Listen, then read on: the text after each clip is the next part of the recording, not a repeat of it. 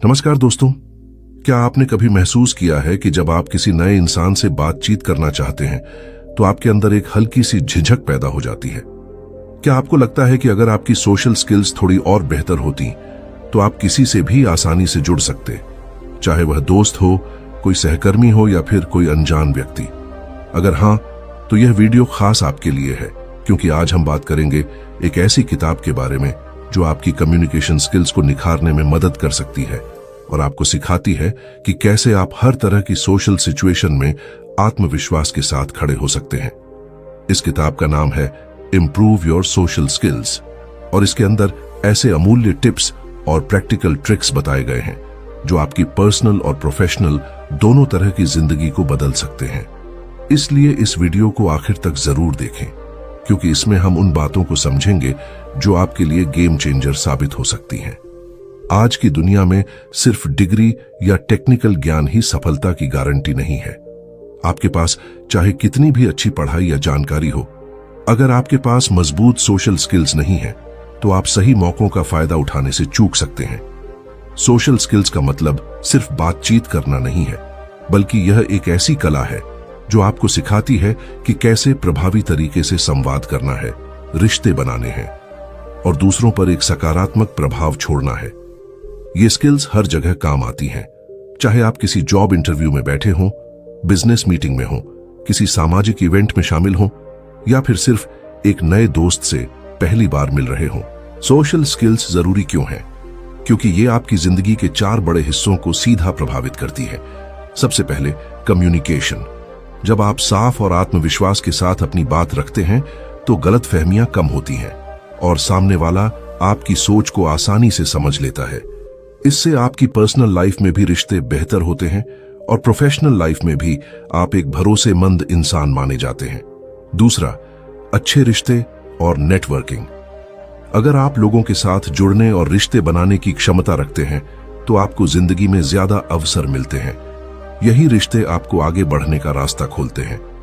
तीसरा, आत्मविश्वास। जब आप जानते हैं कि आप किसी भी माहौल में घुल मिल सकते हैं तो आपके अंदर एक अलग ही आत्मनिर्भरता आती है। और चौथा, लीडरशिप। अगर आप अपने विचारों को सही तरीके से रख सकते हैं और लोगों की भावनाओं को समझ सकते हैं तो लोग आपके प्रभाव में आते हैं और आपको एक लीडर के रूप में स्वीकार करते हैं। अब बहुत से लोग यह सोचते हैं कि अच्छे कम्युनिकेटर या सोशल इंसान बनना एक जन्मजात टैलेंट है, यानी कुछ लोग जन्म से ही आत्मविश्वासी होते हैं और बाकी लोग चाहकर भी ऐसा नहीं बन सकते। लेकिन यह सच नहीं है।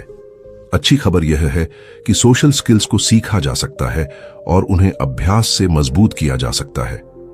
अगर आज आप बातचीत करने में झिझकते हैं या आपको लगता है कि लोग आपकी बातों में दिलचस्पी नहीं लेते, तो भी चिंता की कोई जरूरत नहीं है। छोटी छोटी आदतों को अपनाकर और लगातार अभ्यास करके आप भी एक बेहतरीन कम्युनिकेटर बन सकते हैं। एक दिलचस्प बातचीत कैसे की जाए, यह भी एक कला है। अक्सर जब हम किसी नए व्यक्ति से मिलते हैं तो शुरुआती कुछ मिनटों में ही तय हो जाता है कि वह व्यक्ति हमसे जुड़ाव महसूस करेगा या नहीं।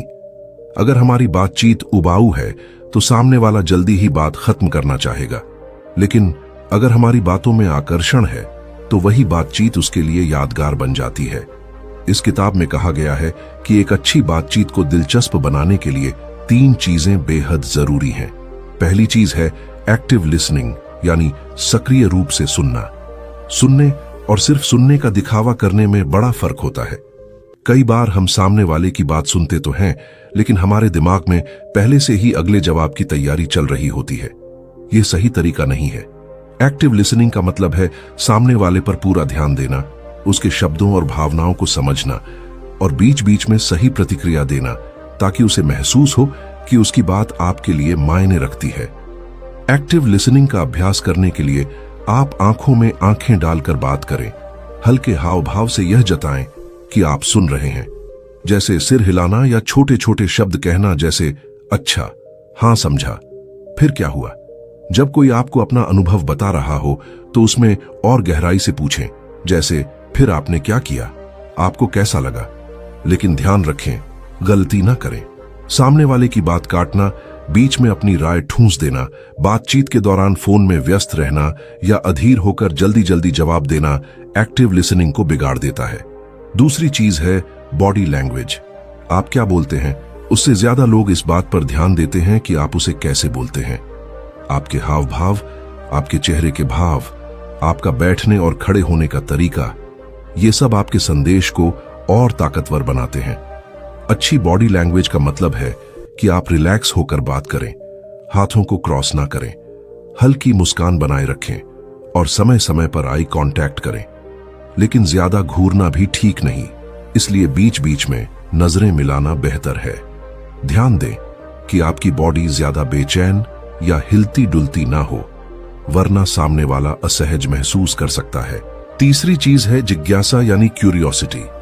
अगर आप चाहते हैं कि बातचीत स्वाभाविक रूप से आगे बढ़े, तो आपको सामने वाले व्यक्ति में ईमानदारी से दिलचस्पी लेनी होगी। कोई भी व्यक्ति तब ज्यादा जुड़ाव महसूस करता है जब उसे लगता है कि आप उसकी बातों को गंभीरता से ले रहे हैं। सवाल पूछना इसका सबसे अच्छा तरीका है।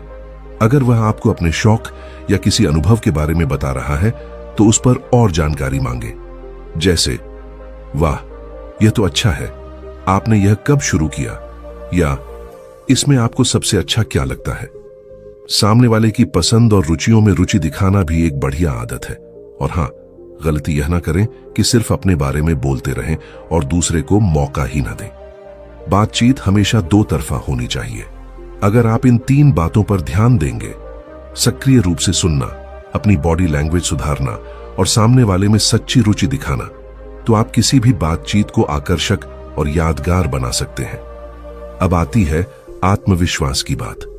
कई लोग सामाजिक स्थितियों में झिझकते हैं। उन्हें लगता है कि लोग उनके बारे में क्या सोचेंगे, या कहीं वे कुछ गलत तो नहीं बोल देंगे। लेकिन आत्मविश्वास कोई जादू नहीं है, यह एक आदत है जिसे धीरे धीरे मजबूत किया जा सकता है। इस किताब में 3 तरीके बताए गए हैं जिनसे आप अपने अंदर आत्मविश्वास ला सकते हैं। पहला है प्रैक्टिस। जितना ज्यादा आप बातचीत करेंगे, उतना बेहतर बनेंगे। कोई भी स्किल बिना अभ्यास के विकसित नहीं होती। चाहे खेल हो, संगीत हो या सोशल स्किल्स, प्रैक्टिस ही कुंजी है। हर दिन किसी नए व्यक्ति से बात करने की कोशिश करें। यह जरूरी नहीं कि वह कोई बड़ा परिचित हो। आप दुकान के सेल्समैन से, कैब ड्राइवर से या ऑफिस के किसी सहकर्मी से छोटी छोटी बातें करके शुरुआत कर सकते हैं। आप खुद को छोटे छोटे चैलेंज दें, जैसे किसी अजनबी से रास्ता पूछना या काउंटर पर ऑर्डर देते समय मुस्कुराकर बात करना। यहां तक कि आईने के सामने खड़े होकर खुद से बात करना भी आपकी आवाज और हाव भाव को सुधार सकता है। शुरुआत में अजीब जरूर लगेगा, लेकिन धीरे धीरे यही प्रैक्टिस आपका आत्मविश्वास बढ़ा देगी। दूसरा है सेल्फ टॉक को सुधारना। हमारी सोच हमारे आत्मविश्वास को सीधा प्रभावित करती है। अगर हम खुद से बार बार यही कहें कि मैं अच्छा स्पीकर नहीं हूं या लोग मेरी बातों में दिलचस्पी नहीं लेंगे, तो यह नेगेटिव सोच सच में हमारे व्यवहार को प्रभावित करती है। लेकिन अगर हम खुद से सकारात्मक बातें कहें, जैसे मैं हर दिन बेहतर हो रहा हूं, लोग मेरी बातें सुनना पसंद करते हैं, मैं आत्मविश्वासी हूं, तो हमारा दिमाग उसी हिसाब से काम करने लगता है। इसलिए अपने दिमाग को बार बार पॉजिटिव संकेत दें। जब भी घबराहट हो, खुद से कहें, मैं कर सकता हूं। तीसरा है छोटी शुरुआत करना। अगर आप बहुत ज्यादा इंट्रोवर्ट हैं और भीड़ के सामने बोलने से डरते हैं, तो तुरंत बड़े मंच पर जाने की जरूरत नहीं है। पहले छोटे छोटे कदम उठाएं, जैसे किसी अजनबी से कैसे हैं आप पूछना, या किसी जानकार से आज का दिन कैसा रहा। अगर आमने सामने बातचीत में झिझक है, तो पहले ऑनलाइन चैटिंग या मैसेज से प्रैक्टिस करें। धीरे धीरे अपने कंफर्ट जोन से बाहर निकलें। पहले 2-3 लोगों के सामने बोलें, फिर धीरे धीरे बड़े ग्रुप में। आप दोस्तों के बीच कोई कहानी सुना सकते हैं या ऑफिस मीटिंग में अपने विचार रख सकते हैं। गलती यह होगी कि आप सीधे ही बड़े मंच पर जाने की कोशिश करें और असफल होने पर खुद को दोष दें। याद रखें, आत्मविश्वास छोटे कदमों से ही मजबूत होता है।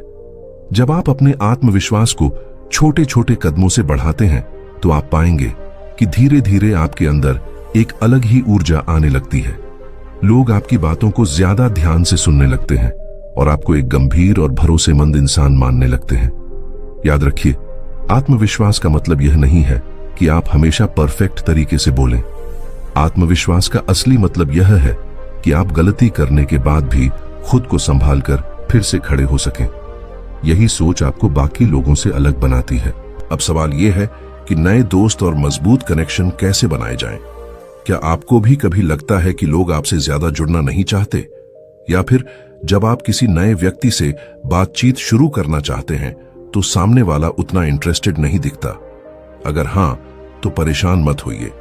असल में दोस्ती और नेटवर्किंग एक कला है और यह कला आप आसानी से सीख सकते हैं। इस किताब में बताया गया है कि लंबे समय तक टिकने वाले रिश्ते बनाने के लिए सबसे जरूरी है एक गिव एंड टेक अप्रोच। यानी अगर आप चाहते हैं कि लोग आपके साथ जुड़े रहें तो आपको भी उन्हें कुछ देना होगा, चाहे वह समय हो, मदद हो, सलाह हो या सिर्फ एक ईमानदार सुनने वाला कान। लोगों के साथ ऐसे रिश्ते बनाइए जहां वे आपको सिर्फ एक इंसान की तरह देखें, न कि किसी सेल्फिश मकसद के लिए जुड़े हुए व्यक्ति की तरह। जब आप किसी की बिना स्वार्थ मदद करते हैं तो उस रिश्ते की नींव मजबूत हो जाती है और यही रिश्ते लंबे समय तक आपका साथ निभाते हैं।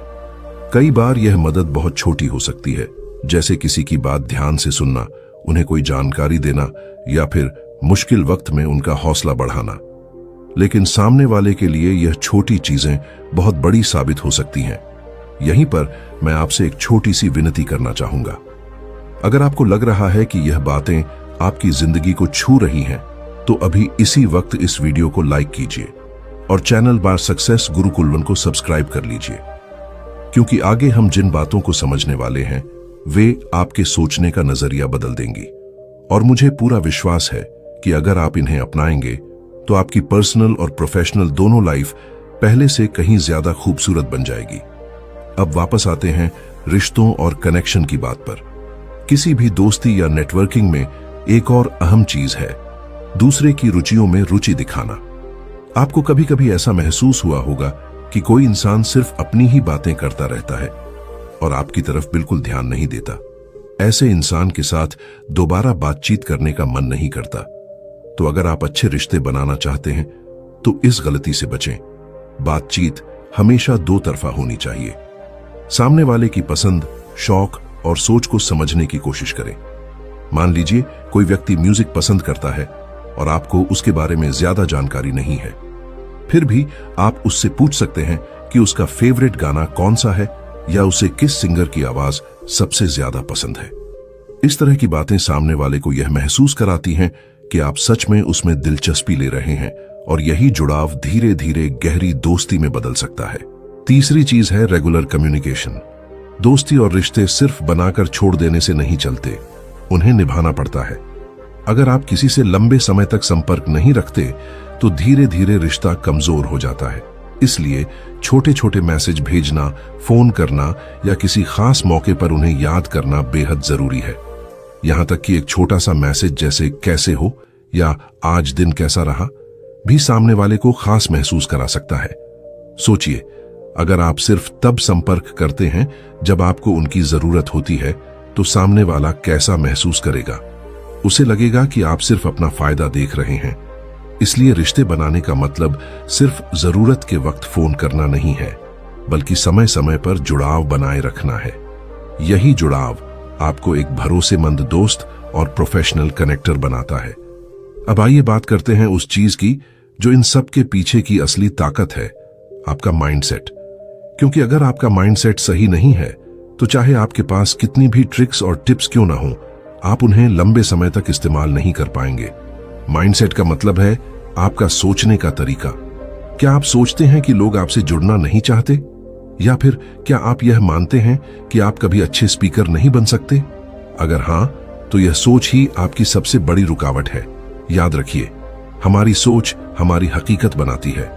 अगर आप अपने दिमाग में यह मान लेंगे कि मैं बदल सकता हूं, मैं सीख सकता हूं और मैं एक बेहतर इंसान बन सकता हूं, तो आपका व्यवहार उसी हिसाब से ढलने लगेगा। लेकिन अगर आप बार बार यह सोचते रहेंगे कि मैं कभी नहीं बदलूंगा, तो फिर सच में आप कभी नहीं बदल पाएंगे। इसीलिए किताब में कहा गया है कि सोशल स्किल्स की नींव सिर्फ प्रैक्टिस या ट्रिक्स नहीं है, बल्कि एक सही माइंडसेट है। दोस्तों, क्या आपने गौर किया है कि जो लोग जिंदगी में आगे बढ़ते हैं वे सिर्फ किताबों के टॉपर या डिग्री वाले नहीं होते। असली फर्क लाती हैं उनकी स्किल्स, खासकर यह कि वे दूसरों के साथ कैसे जुड़ते हैं। आप किसी भी सफल इंसान को देख लीजिए, चाहे वह बिजनेस लीडर हो, पॉलिटिशियन हो या कोई आर्टिस्ट, उनकी सबसे बड़ी ताकत सिर्फ उनका टैलेंट नहीं है, बल्कि यह है कि वे लोगों से जुड़ना जानते हैं, उन्हें इंस्पायर करना जानते हैं। अब सोचिए, अगर यही ताकत आपके पास हो जाए तो आपकी जिंदगी कैसी होगी। आप जहां भी जाएंगे लोग आपको नोटिस करेंगे, आपकी बातें असर करेंगी, आपके रिश्ते मजबूत होंगे और सबसे बढ़कर आप खुद को और ज्यादा आत्मविश्वासी और खुश महसूस करेंगे। अब बात करते हैं उस सटल आर्ट की जिसे हम बॉडी लैंग्वेज कहते हैं। आपकी बॉडी लैंग्वेज ही असल में सबसे पहले लोगों तक आपका मैसेज पहुंचाती है। आप कुछ बोलने से पहले ही आपका चेहरा, आपकी आंखें, आपके हाथों का इस्तेमाल सामने वाले को बहुत कुछ बता देते हैं। अगर आप झुके हुए खड़े हैं, नजरें नीचे हैं या बार बार बेचैनी से हिल रहे हैं, तो सामने वाले को यही लगेगा कि आप कॉन्फिडेंट नहीं हैं। लेकिन अगर आप सीधा खड़े हैं, आंखों में नजर मिलाकर बात कर रहे हैं और हल्की सी स्माइल रखे हुए हैं, तो यह आपके आत्मविश्वास की झलक देता है। किताब में बताया गया है कि सिर्फ 7% मैसेज शब्दों से जाता है, बाकी 92% आपकी आवाज के टोन और बॉडी लैंग्वेज से जाता है। यानी अगर आप चाहते हैं कि लोग आपको सीरियसली लें, तो आपको अपने वर्ड्स के साथ साथ अपनी बॉडी लैंग्वेज पर भी ध्यान देना होगा। अब सोचिए, अगर आप किसी मीटिंग में गए और आप हर बार बोलते वक्त नजरें झुका रहे हैं, तो लोग आपकी बात पर भरोसा क्यों करेंगे? वहीं अगर आप आत्मविश्वास से बोलें, नजरें मिलाएं और आवाज साफ रखें, तो वही साधारण बातें भी ज्यादा असरदार लगेंगी। इसके अलावा बातचीत में साइलेंस का इस्तेमाल करना भी बहुत जरूरी है। कई बार लोग जल्दी जल्दी बोलते जाते हैं क्योंकि उन्हें लगता है कि रुकने से सामने वाला अनइंटरेस्टेड हो जाएगा। लेकिन हकीकत यह है कि पॉजेज आपकी बात को और ज्यादा पावरफुल बना देते हैं। जब आप थोड़ी देर रुकते हैं तो सामने वाले को आपके शब्द अब्सॉर्ब करने का मौका मिलता है और यह पॉज आपके आत्मविश्वास की निशानी भी होता है। अब चलते हैं एक और अहम स्किल पर, लिसनिंग, सुनने की कला। अक्सर लोग बोलने की प्रैक्टिस करते हैं लेकिन सुनने की प्रैक्टिस नहीं करते, जबकि असली कनेक्शन तब बनता है जब आप सच में सामने वाले को सुनते हैं। कई बार हम सिर्फ इस इंतजार में रहते हैं कि सामने वाला कब चुप हो ताकि हम अपनी बात कह सकें, लेकिन ऐसा करने से सामने वाले को लगता है कि हमें उसकी बातों की परवाह ही नहीं। अगर आप सच में स्ट्रॉन्ग रिलेशनशिप्स बनाना चाहते हैं तो एक्टिव लिसनिंग सीखनी होगी। एक्टिव लिसनिंग का मतलब है कि आप सामने वाले की बातों पर ध्यान दें, बीच बीच में छोटे छोटे जेस्चर्स दें, जैसे हाँ समझ गया या सिर हिलाना, ताकि सामने वाले को लगे कि आप इंगेज्ड हैं। और सबसे जरूरी बात, उनकी बातों को दोहराकर कंफर्म करना। जैसे अगर कोई कहता है मुझे काम में बहुत स्ट्रेस हो रहा है, तो आप कह सकते हैं तो तुम्हें काम का प्रेशर ज्यादा महसूस हो रहा है। यह छोटी सी चीज सामने वाले को यह एहसास कराती है कि आप उसकी फीलिंग्स समझ रहे हैं। यही चीज ट्रस्ट को और गहरा करती है। अब आता है एम्पैथी, यानी संवेदनशीलता। यह स्किल आपकी कम्युनिकेशन को एक नए लेवल पर ले जाती है। एम्पैथी का मतलब सिर्फ यह नहीं कि आप किसी की बात सुने, बल्कि यह कि आप खुद को उसकी जगह रखकर सोचें। जब आप सामने वाले के नजरिए से उसकी परेशानी या खुशी को महसूस करने लगते हैं, तो आपका रिश्ता और गहरा हो जाता है। किताब में लिखा है कि एम्पैथी से भरा हुआ इंसान कभी अकेला नहीं रहता, क्योंकि लोग जानते हैं कि उसके साथ अपनी बातें बांटने से उन्हें कंफर्ट मिलेगा। आपने गौर किया होगा कि कुछ लोग ऐसे होते हैं जिनसे मिलकर ही अच्छा लगता है। आपको लगता है कि उनके पास कोई जादुई ताकत है। असल में वह उनकी एम्पैथी होती है। वे सिर्फ आपको सुनते नहीं, बल्कि आपकी भावनाओं को भी महसूस करते हैं, और यही वजह है कि लोग बार बार उनकी तरफ खींचे चले आते हैं। अब आइए बात करें अडेप्टेबिलिटी की, यानी हर स्थिति में खुद को ढालने की ताकत। कम्युनिकेशन हमेशा एक जैसी नहीं होती। कभी आपको फॉर्मल सेटिंग में बात करनी होती है, कभी कैजुअल माहौल में। अगर आप हर जगह एक ही तरह का टोन और बिहेवियर रखेंगे, तो कई बार लोग आपको गलत समझ सकते हैं। अडेप्टेबिलिटी का मतलब है कि आप माहौल के हिसाब से अपनी कम्युनिकेशन स्टाइल को एडजस्ट करें। उदाहरण के लिए, अगर आप ऑफिस में हैं, तो वहां प्रोफेशनल लैंग्वेज और रिस्पेक्टफुल टोन जरूरी है। वहीं दोस्तों के बीच आप थोड़ा हल्का फुल्का और फ्रेंडली टोन रख सकते हैं। अगर आप हर जगह रिजिड रहेंगे तो लोग आपको समझने में कठिनाई महसूस करेंगे, लेकिन अगर आप फ्लेक्सिबल रहेंगे तो आप हर जगह फिट बैठेंगे। यही स्किल आपको भीड़ से अलग बनाती है। और अब आते हैं उस चीज पर जो इन सारी स्किल्स को एक थ्रेड में पिरो देती है, कंसिस्टेंसी। अगर आप सोचते हैं कि एक दिन प्रैक्टिस करके आप मास्टर कम्युनिकेटर बन जाएंगे तो यह गलत है। सोशल स्किल्स को रोजाना की प्रैक्टिस से ही मजबूत किया जा सकता है। रोज छोटे छोटे कदम उठाइए, जैसे हर दिन किसी अजनबी से मुस्कुराकर हेलो कहना, ऑफिस में किसी कॉलीग से कैजुअली बातचीत करना या घर पर परिवार के साथ दिल से सुनना। ये छोटे छोटे कदम धीरे धीरे आपकी आदत बन जाएंगे और आपके अंदर कॉन्फिडेंस और कनेक्शन दोनों को मजबूत करेंगे। दोस्तों, अगर आपने यहां तक ध्यान से सुना है तो अब आपको साफ समझ आ गया होगा कि असली ताकत सिर्फ नॉलेज में नहीं है, बल्कि इस बात में है कि हम उस नॉलेज को लोगों से जुड़कर कैसे इस्तेमाल करते हैं। सोशल स्किल्स, कम्युनिकेशन, एम्पैथी और कॉन्फिडेंस, यही वो चीजें हैं जो आपकी जिंदगी का रुख बदल सकती हैं। आज जो बातें आपने सुनी, उन्हें अगर आप धीरे धीरे अपनाना शुरू कर दें तो आने वाले दिनों में आप खुद देखेंगे कि लोग आपके साथ समय बिताना चाहेंगे, आपकी बातें ध्यान से सुनेंगे और आपको एक लीडर की तरह मानेंगे। और अब मैं आपसे दिल से एक सवाल पूछना चाहता हूं, आपको इस पूरी वीडियो में सबसे ज्यादा असर किस हिस्से ने किया? क्या वो पार्ट था जहां हमने कॉन्फिडेंस की बात की, या फिर वो हिस्सा जहां हमने एम्पैथी और रिश्तों को गहराई से समझा? मुझे सच में जानना है कि कौन सा थॉट आपके दिल को सबसे ज्यादा छू गया। इसलिए नीचे कमेंट में जरूर लिखिए। आपका हर कमेंट मुझे और भी बेहतर कंटेंट लाने की ताकत देता है। और हां, अगर आप चाहते हैं कि आपकी जिंदगी में यह पॉजिटिव बदलाव सिर्फ सुनने तक न रहे, बल्कि असल में आपकी